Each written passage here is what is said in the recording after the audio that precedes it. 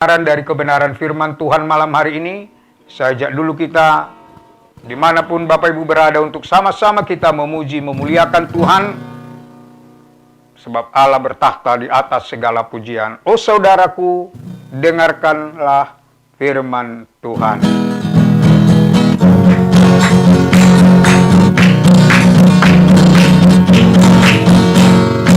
Oh saudaraku,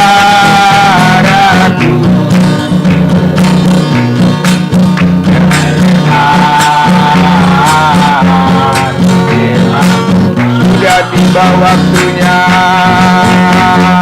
sudah tiba waktunya, kita semua bersama pujilah Dia.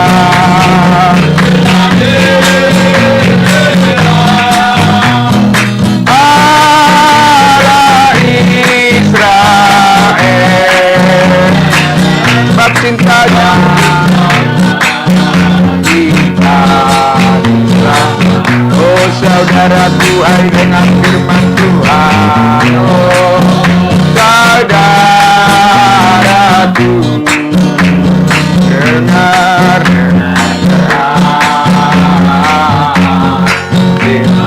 sudah tiba waktunya,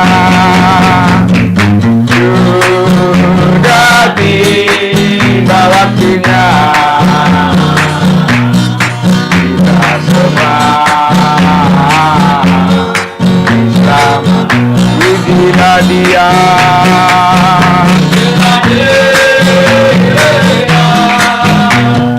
Allah Israel, sebab cintanya kita, pujilah Dia, pujilah Dia. Allah Israel, sebab cintanya kita, sebab cintanya, sebab cintanya kita selamanya. Puji Tuhan. Bapak Ibu Saudaraku yang dikasihi oleh Tuhan Yesus, kita naikkan puji syukur kepada Tuhan Yesus pada sore malam hari ini atas segala kemurahannya, atas segala penyertaannya di dalam kehidupan kita, sehingga pada saat ini kita kembali diberi waktu untuk bisa beribadah lewat live streaming suara penggembalaan. Saya percaya lewat acara ini, bahkan lewat setiap kebenaran-kebenaran firman Tuhan, maka kita semakin terbentuk memiliki kehidupan yang berdampak bagi kerajaan sorga, kehidupan yang berdampak bagi gereja Tuhan, kehidupan yang berdampak bagi keluarga-keluarga kita, sehingga nama Yesus Kristus ditinggikan dan diagungkan sampai selama-lamanya. Haleluya. Baik Bapak Ibu Saudaraku yang terkasih di dalam nama Yesus, dimanapun Bapak Ibu berada, umat-umat Tuhan, secara khusus umat Pentakosta Indonesia yang boleh mengikuti acara ini, kiranya kami berdoa dari tempat ini, maka Bapak Ibu Saudaraku siapapun akan diberkati oleh Tuhan. Sungguh sangat diberkati melimpah dalam kesehatan, diberkati dalam ekonomi, diberkati dalam segala kehidupan apapun, sehingga benar-benar damai sejahtera dari Roh Kudus melingkupi dan memimpin setiap langkah hidup kita. Firman Tuhan yang saya bacakan di tengah-tengah kita pada saat sore malam hari ini Bapak Ibu, terambil dari Injil Markus pasal yang ke-10. Demikian firman Tuhan, saya akan bacakan dari ayat 22 sampai dengan ayat yang terakhir dari perikop ini tentang orang kaya sukar masuk kerajaan Allah. Saya bacakan demikian dari ayat 22 mulai. Mendengar perkataan itu, ia menjadi kecewa, lalu pergi dengan sedih sebab banyak hartanya. Lalu Yesus memandang murid-muridnya di sekelilingnya dan berkata kepada mereka, "Alangkah sukarnya orang yang beruang masuk ke dalam kerajaan Allah." Murid-muridnya tercengang mendengar perkataannya itu. Tetapi Yesus menyambung lagi, "Anak-anakku, alangkah sukarnya masuk ke dalam kerajaan Allah. Lebih mudah seekor unta melewati lubang jarum daripada seorang kaya masuk ke dalam kerajaan Allah." Mereka makin gempar dan berkata seorang kepada yang lain, "Jika demikian, siapakah yang dapat diselamatkan?" Yesus memandang mereka dan berkata, "Bagi manusia hal itu tidak mungkin, tetapi bukan demikian bagi Allah. Sebab segala sesuatu adalah mungkin bagi Allah." Puji Tuhan.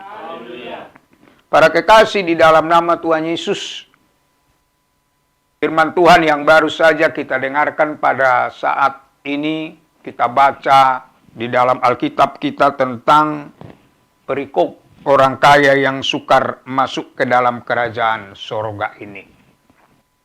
Ketika dia datang kepada Yesus dan bertanya apa yang harus dia perbuat untuk memperoleh hidup yang kekal.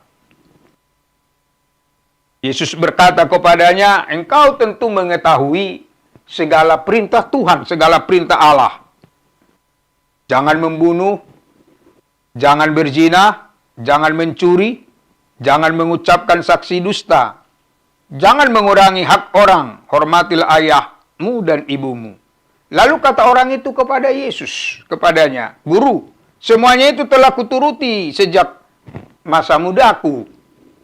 Tetapi Yesus memandang dia dan menaruh kasih kepadanya, lalu berkata kepadanya, "Hanya satu lagi kekuranganmu. Pergilah, juallah apa yang kau miliki, dan berikanlah itu kepada orang-orang miskin, maka engkau akan beroleh harta di sorga. Kemudian datanglah kemari dan ikutlah aku." Inilah sejarah peristiwanya, Bapak Ibu Saudaraku. Tadi kita sudah baca, mendengar perkataan Yesus itu dia menjadi kecewa. Dia tidak menduga kalau Yesus memberi jawaban sedemikian itu. Sehingga dia pergi dengan sedih. Dengan perkataan lain, dia tidak siap melakukan apa yang Tuhan Yesus sampaikan kepadanya, supaya dia memperoleh harta di sorga, supaya dia memperoleh bagian di dalam kehidupan kekal yang dia inginkan. Oleh karena itulah dia datang bertanya kepada Yesus. Tetapi ketika dia mendengar apa yang dikatakan Yesus kepadanya, dia tidak siap, maka dia kecewa. Dia pergi dengan sedihnya. Melihat itu, Yesus lalu berkata kepada murid-muridnya yang sedang memperhatikan situasi keadaan itu. Yesus berkata tadi, alangkah sulitnya, alangkah sukarnya orang yang beruang masuk ke dalam kerajaan Allah. Orang yang kaya masuk ke dalam kerajaan Allah. Betapa sukar. Para kekasih di dalam nama Tuhan Yesus, barangkali muncul pertanyaan bagi kita, apakah karena dia orang kaya sehingga dia tidak masuk ke dalam kerajaan surga? Apakah orang kaya tidak boleh? Saudaraku, bukan karena dia menjadi orang kaya, bukan sebenarnya.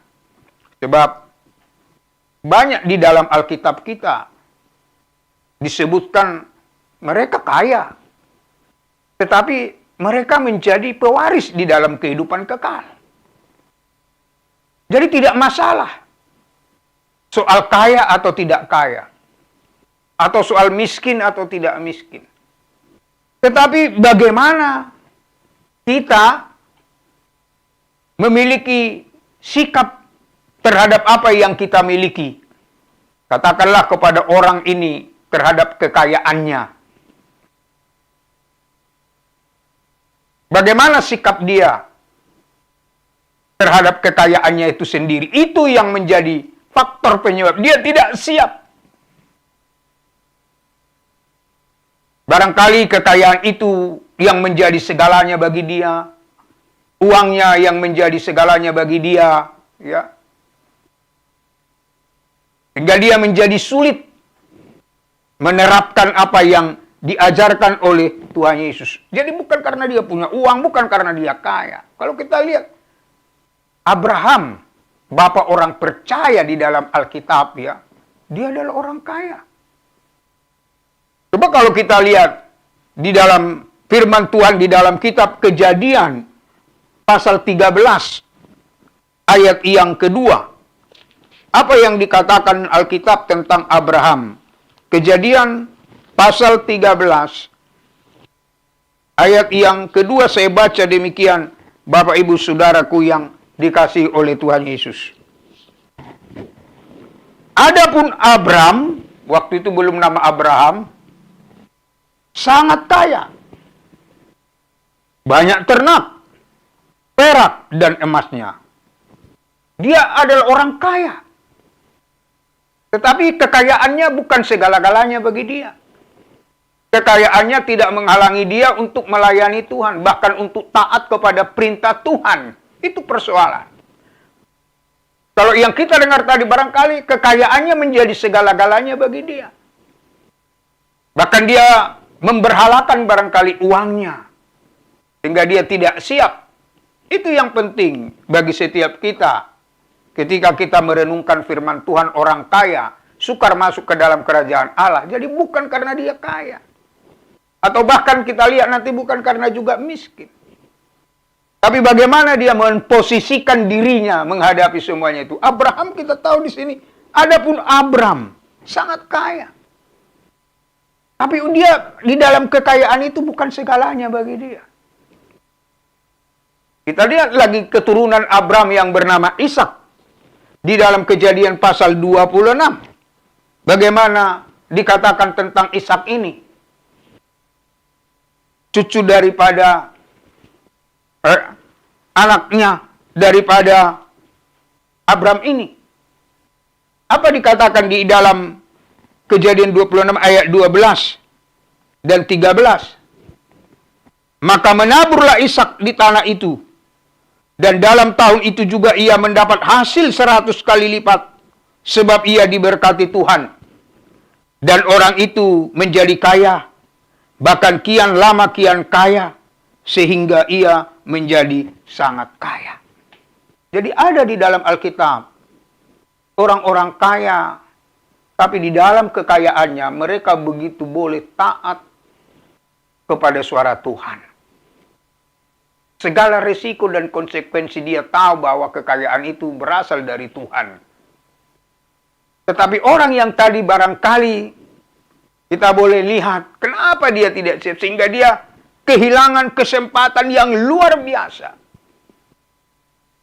Kesempatan yang berharga untuk memperoleh hidup kekal. Dia tahu sebenarnya dunia ini sementara. Akan berlalu. Itu sebabnya dia datang kepada Yesus bertanya, apa yang dia perbuat untuk memperoleh hidup kekal? Karena dia tahu sebentar lagi langit dan bumi ini akan berlalu.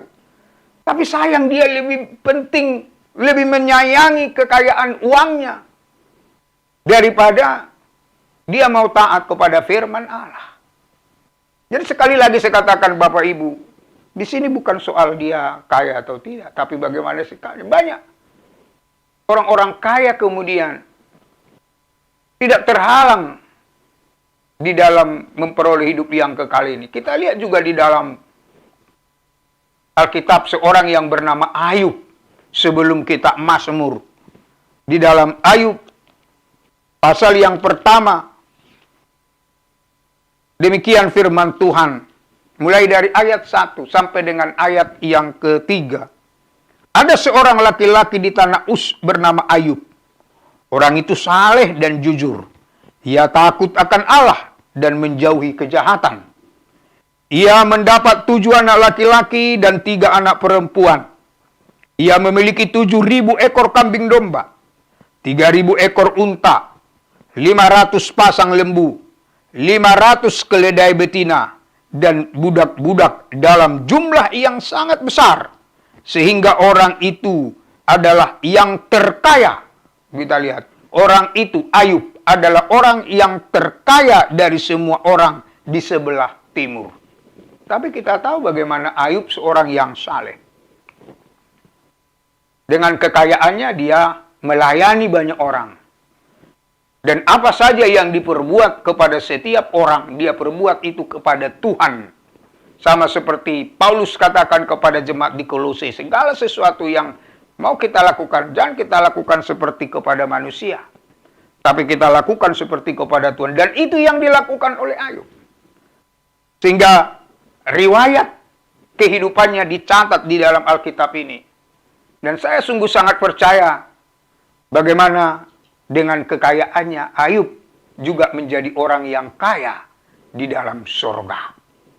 Para kekasih di dalam nama Tuhan Yesus Kristus, malam hari ini lewat suara penggembalaan ini, saya ingin katakan kepada kita bahwa merebut memiliki hidup yang kekal bukan karena bagaimana kita kaya, bagaimana kita miskin, lebih baikkah kita menjadi orang miskin saja? Tidak, saudaraku. Segala berkat dan kemurahan Tuhan yang boleh kita terima, harus kita pergunakan itu untuk melayani dan menyenangkan hati Tuhan. Sebab menjadi masalah banyak orang yang kemudian salah di dalam menggunakan kekayaannya, salah di dalam menggunakan uangnya, bahkan salah di dalam memposisikan dirinya terhadap kekayaannya itu sendiri.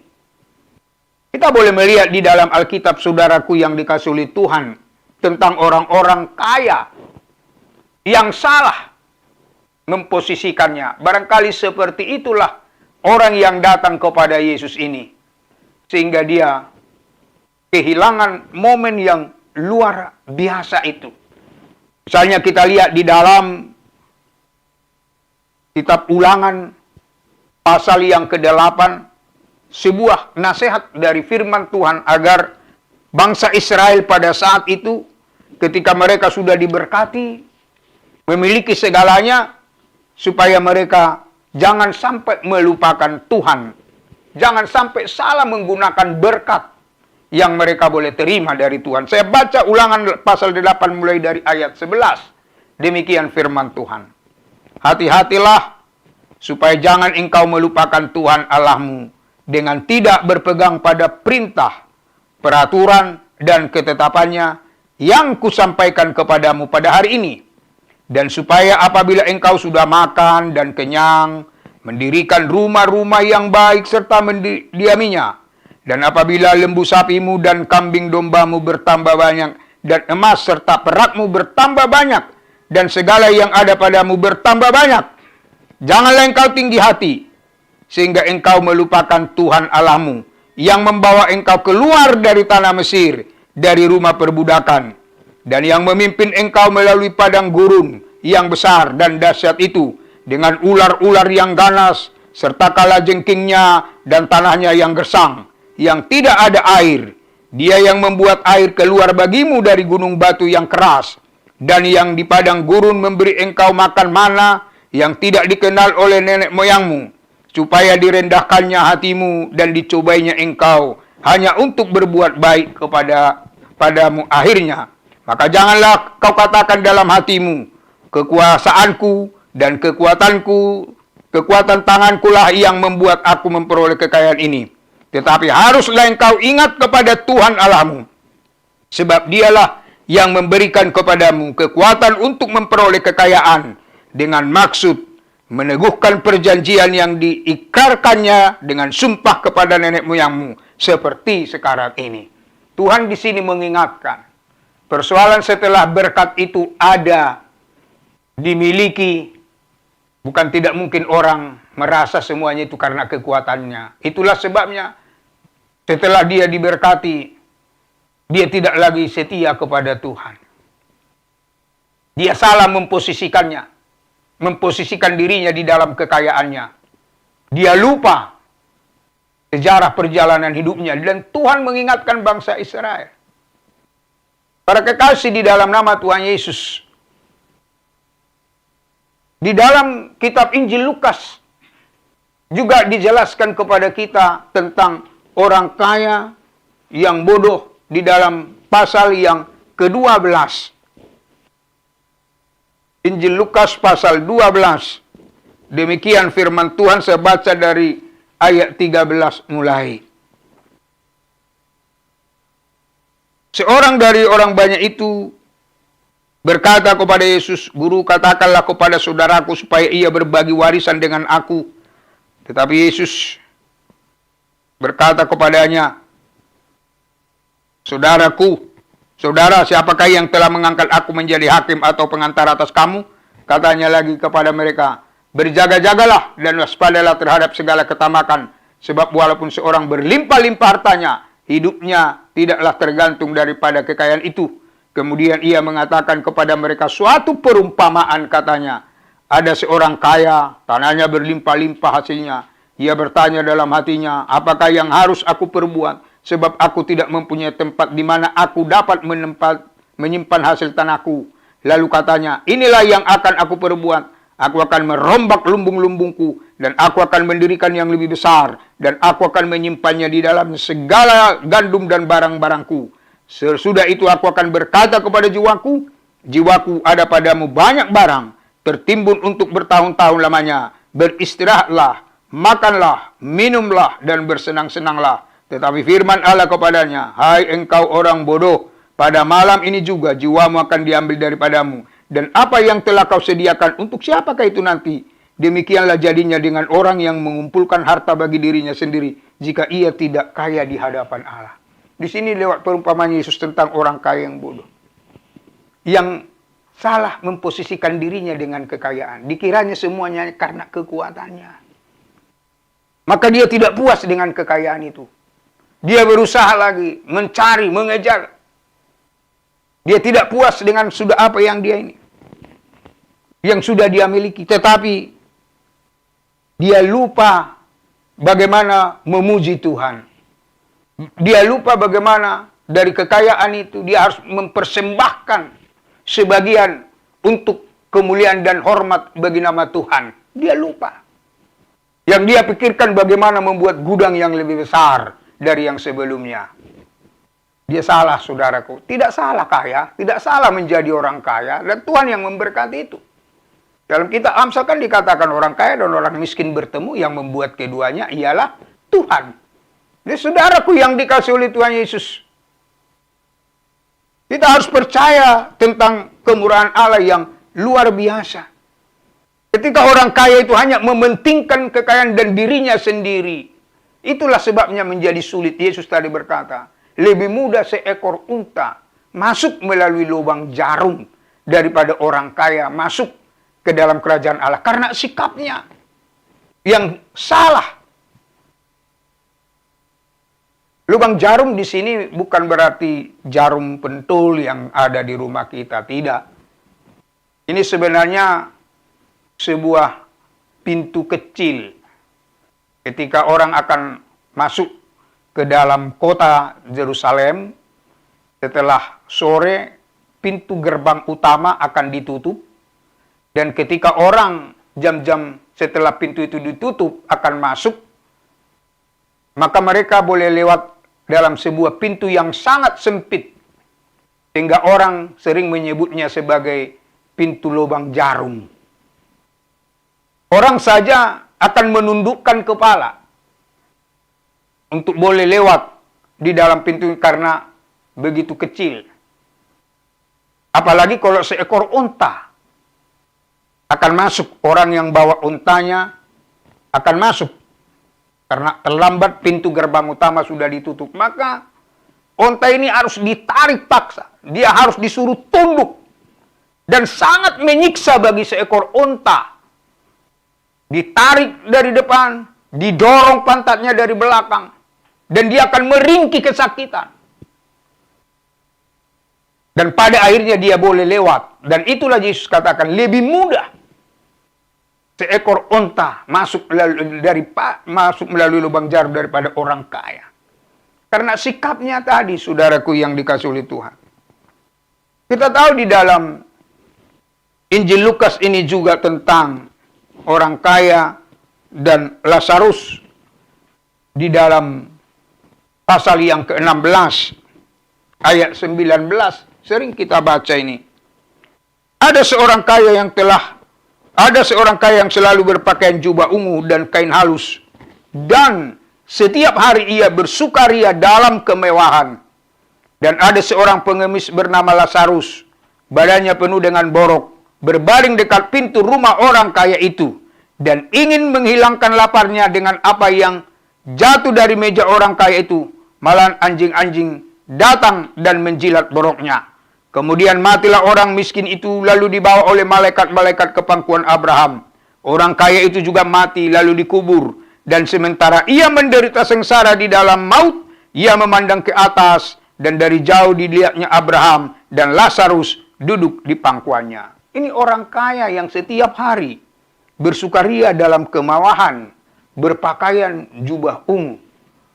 Pada saat itu jubah ungu itu adalah pakaian yang paling mahal, saudaraku. Dia salah. Dia tidak peduli dengan Lazarus, orang miskin yang ada di depannya. Dia begitu angkuh. Kekayaan itu telah membutakan dia, sehingga dia menganggap semua orang lain rendah. Menganggap semua orang lain tidak penting. Itulah sebabnya dengan kondisi seperti itu Yesus berkata, lebih mudah seekor onta masuk melalui lubang jarum daripada orang kaya masuk ke dalam kerajaan surga. Bapak ibu saudaraku yang dikasihi oleh Tuhan Yesus, yang penting bagi kita adalah bagaimana supaya kehidupan kita ini berkenan kepada Tuhan. Bagaimana supaya kita menyenangkan Tuhan. Baik dikala kita kaya, kita bisa dengan kekayaan melayani Tuhan. Baik kalau kita miskin seperti Lazarus, dia tidak menjadikan kemiskinannya menghalalkan segala cara bagi dia, saudaraku. Tidak. Tetapi dia tetap menguasai diri supaya tidak berdosa kepada Tuhan. Soal kaya miskin ini, satu kali Salomo di dalam permohonannya kepada Tuhan dalam kitab Amsal pasal yang ke-30, ayat 7, 8, dan 9. Coba dibaca oleh Bapak Guru Simeon dalam kitab Amsal pasal yang ke-30, ayat 7, 8, dan 9. Amsal pasal 30 ayat 7, 8, dan 9. Demikian firman Tuhan. Dua hal aku mohon kepadamu, jangan itu kau tolak sebelum aku mati, yakni jauhkanlah daripadaku kecurangan dan kebohongan. Jangan berikan kepadaku kemiskinan atau kekayaan. Biarkanlah aku menikmati makanan yang menjadi bagianku, supaya kalau aku kenyang, aku tidak menyangkalmu dan berkata, siapa Tuhan itu? Atau kalau aku miskin, aku mencuri dan mencemarkan nama Allahku. Saudaraku yang dikasihi oleh Tuhan, itu Salomo dalam pengalaman kehidupannya. Dua hal dia mohonkan kepada Tuhan. Khususnya, kalaupun dia kaya, supaya dia jangan sombong. Ya. Kalau dia miskin, dia tidak mencuri, menghalalkan semua cara. Sekarang ini kita lihat, orang kaya bisa dibutakan oleh kekayaannya. Sehingga dia menganggap orang lain tidak ada harganya, orang lain tidak penting. Yang penting adalah harganya, yang penting adalah hartanya, kekayaannya. Demikian juga orang miskin. Dia menghalalkan semua cara. Tapi tidak, saudaraku. Alkitab menasihati kepada kita seperti permohonan Salomo itu. Asal ada, kata Paulus kepada Timoteus, asal ada makanan dan pakaian, sudah cukup. 1 Timoteus 6, ayat yang ke-8. Asal ada makanan, cukup. Tapi di ayat 9, tetapi mereka yang ingin kaya terjatuh ke dalam pencobaan, ke dalam jerat, dan ke dalam berbagai-bagai nafsu yang hampa dan yang mencelakakan, yang menenggelamkan manusia ke dalam keruntuhan yang kebinasaan. Karena akar segala kejahatan ialah cinta uang. Sebab oleh memburu uanglah beberapa orang telah menyimpang dari iman dan menyiksa dirinya dengan berbagai-bagai duka. Banyak alasan orang tidak ke gereja. Dengan maksud untuk bekerja, memburu rente, memburu uang, memburu dolar. Ya. Banyak orang punya program tunda kegiatan pekerjaan Tuhan. Karena dia ingin melakukan sesuatu, mencari, mengejar dunia ini. Alkitab mengingatkan saudaraku orang kaya. Bahkan di dalam 1 Timoteus pasal 6 ini, Paulus berkata kepada Timoteus di ayat 17, peringatkanlah kepada orang-orang kaya di dunia ini, agar mereka jangan tinggi hati dan jangan berharap pada sesuatu yang tidak tentu seperti kekayaan, melainkan pada Allah yang dalam kekayaannya memberikan kepada kita segala sesuatu untuk dinikmati. Peringatkanlah agar mereka itu berbuat baik, menjadi kaya dalam kebajikan, suka memberi dan membagi, dan dengan demikian mengumpulkan suatu harta sebagai dasar yang baik bagi dirinya di waktu yang akan datang untuk mencapai hidup yang sebenarnya. Banyak orang-orang kaya pada zaman Paulus, pada zaman Timoteus, pada zaman gereja mula-mula. Tetapi tidak sedikit juga orang-orang kaya pada saat itu yang barangkali sudah mengenal Tuhan, tetapi kekayaannya masih segala-galanya bagi dia. Hartanya masih segala-galanya bagi dia. Ya. Yang kaya begitu angkuh dan tinggi hati. Sementara yang miskin barangkali juga begitu rendah diri, sehingga tidak ada komunikasi dan pertemuan di antara mereka. Sama-sama. Kalau miskin juga, lalu rendah hati, rendah diri, ya. Merasa tidak berarti, merasa tidak penting, minder, itu juga salah di mata Tuhan. Ya. Yang penting bagaimana kita tadi memposisikan diri kita, menyenangkan hati Tuhan. Itu yang terlebih penting. Haleluya. Menyenangkan Tuhan. Menyenangkan Tuhan itu satu kata adalah pertobatan. Tidak ada yang lain. Itu yang penting. Kita lihat bagaimana tentang Sakeus di dalam Injil Lukas pasal 19 itu, saudaraku. Ayat 1 sampai ayat 10. Pertobatan. Di ayat-ayat terakhir, 3 ayat terakhir di dalam Injil Lukas tentang Sakeus ini, saudaraku yang dikasih oleh Tuhan Yesus. Saya bacakan dari ayat 8, 3 ayat terakhir dari pasal Sakeus ini.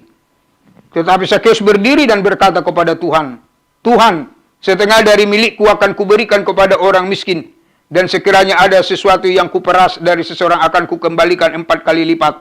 Kata Yesus kepadanya, hari ini telah terjadi keselamatan kepada rumah ini, karena orang ini pun anak Abraham. Sebab anak manusia datang untuk mencari dan menyelamatkan yang terhilang.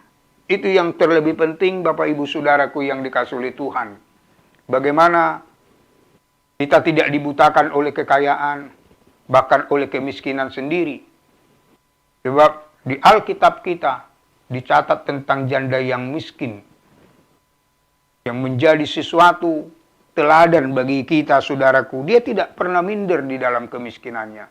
Tapi apa yang dia punya, mungkin di mata orang kecil, ya, mungkin orang kaya melihat dia, mencemooh dia, tetapi itu yang dia punya. Dia tidak rendah hati, minder, tetapi dia melayani Tuhan. Kita tahu itu di dalam Markus pasal 12. Tentang janda yang miskin itu. Di ayat 46. Di dalam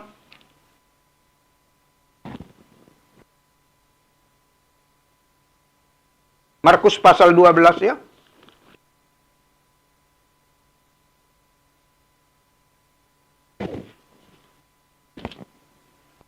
Ayat 41. Pada suatu kali Yesus duduk menghadapi peti persembahan dan memperhatikan bagaimana orang banyak memasukkan uang ke dalam peti itu. Banyak orang kaya memberi jumlah yang besar. Lalu datanglah seorang janda yang miskin dan yang memasukkan 2 peser, yaitu 1 duit. Maka dipanggilnya murid-muridnya dan berkata kepadanya, "Aku berkata kepadamu, sesungguhnya janda miskin ini memberi lebih banyak daripada semua orang yang memasukkan uang ke dalam peti persembahan. Sebab mereka semua memberi dari kelimpahannya, tetapi janda ini memberi dari kekurangannya, semua yang ada padanya, yaitu seluruh nafkahnya." Kemiskinannya tidak membatasi dia untuk memberi kepada Tuhan. Ya. Dan itu tidak menjadi alasan. Pokoknya apa yang dia punya dia beri. Yang menilai bukan manusia. Kalau menurut ukuran manusia yang diberikannya itu tidak ada apa-apanya dibandingkan orang lain. Tapi Yesus berkata, orang-orang lain itu memberi dari segala kelimpahannya. Tapi janda ini memberi dari semua yang ada padanya. Saudaraku, itulah bagaimana yang penting sikap kita di hadapan Tuhan. Bukan soal kaya atau miskin, Bapak Ibu. Bagaimana hidup kita berdampak bagi gereja Tuhan. Yang kaya hidupnya berdampak bagi gereja. Orang miskin ukuran manusia hidupnya juga berdampak bagi gereja. Terlebih bagi kerajaan sorga. Seperti Sakeus tadi. Dia bertobat dan kehidupannya menjadi kehidupan yang berdampak bagi pekerjaan Tuhan. Malam hari ini, Bapak Ibu Saudaraku, siapapun kita, dimanapun kita berada, layanilah Tuhan dengan apa yang kau miliki, dengan status yang kau punya. Setialah kepada Tuhan. Itu yang terlebih penting. Kalau engkau kaya diberkati, senangkan Tuhan dengan kekayaanmu. Kalau engkau katakan menurut orang miskin, jangan engkau kemudian menghalalkan semua cara. Senangkan Tuhan seperti janda ini dengan segala apa yang kau punya. Maka namamu akan tercatat di dalam kitab kehidupan ini. Kita akan menjadi pewaris di dalam Yerusalem baru, langit baru, bumi baru. Lewat suara penggembalaan ini, seluruh jemaat Tuhan dimanapun berada, saya selalu tekankan. Tetaplah engkau posisikan dirimu sebagaimana engkau ada di hadapan Tuhan dan bersyukur dalam semua apa yang sedang engkau miliki. Sebab itulah harta kekayaan yang paling bernilai, yaitu mengucap syukur dalam segala hal. Sebab itu yang dikehendaki Allah dalam Kristus Yesus bagi kita. Apa artinya kita memiliki kekayaan kalau kita binasa, kata Tuhan Yesus? Karena kita tidak bisa mengucap syukur. Orang miskin selalu menyesali nasibnya dan dia tidak bisa mengucap syukur. Jadi mengucap syukur adalah kekayaan yang paling besar yang dimiliki oleh setiap orang beriman. Oleh sebab itu mengucap syukurlah, sebab itu yang dikehendaki Allah dalam Kristus Yesus bagi kita. Kiranya firman Tuhan ini sungguh sangat memberkati bagi seluruh sidang jemaat Tuhan. Terpujilah nama Tuhan Yesus dari saat ini kekal sampai selama-lamanya. Haleluya. Amin.